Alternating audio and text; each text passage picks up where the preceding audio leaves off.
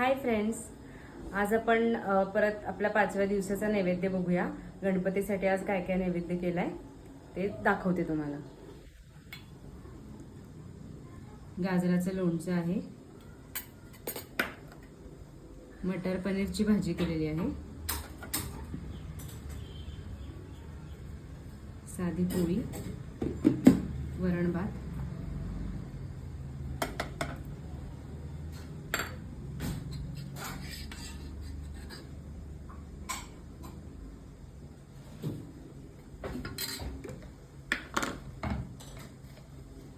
याच्यावरती तूप घालते.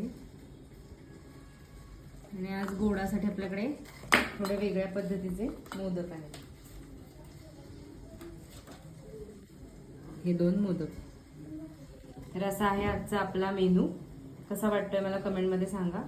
आणि नैवेद्यासाठी आपण हे सगळं कांदा लसूण न वापरता बनवलेलं आहे. सो रेसिपीसाठी कमेंट करा. थँक्यू.